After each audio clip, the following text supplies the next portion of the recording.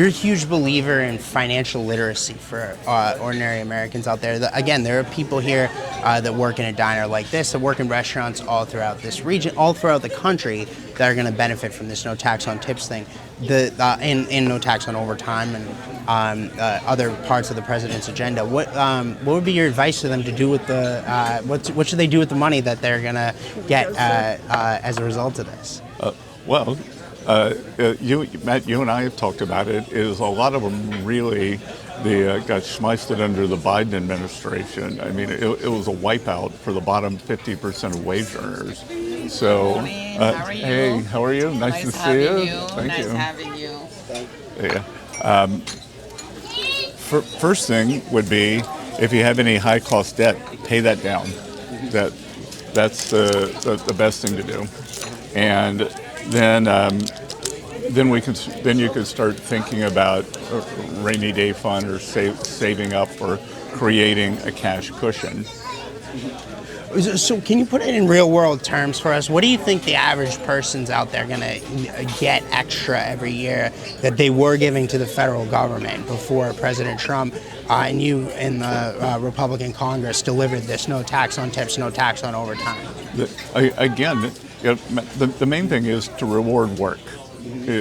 We want to reward hardworking Americans. So on tips, it's easy. The first $25,000 is tax exempt, and then on overtime, the more hours you work, the more you make.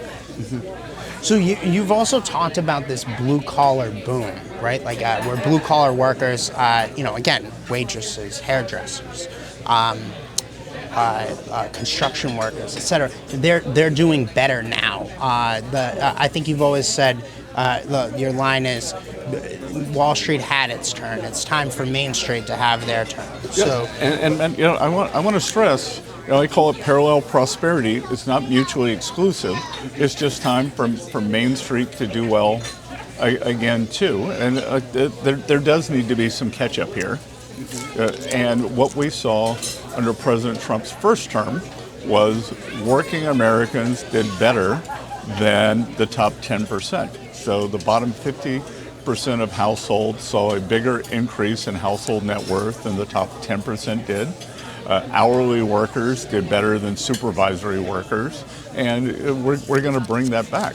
And with these high-paying manufacturing jobs that we're bringing back, the commitments for these factories is unbelievable and unprecedented. So we'll see a construction boom, and then the factories it will populate all those jobs across the country, and they're going everywhere. But they're also they're going to the places where the state and local governments cooperate on the permitting side, on the energy side. So I hope that there won't be states and cities that get left out because they have bad local and state officials.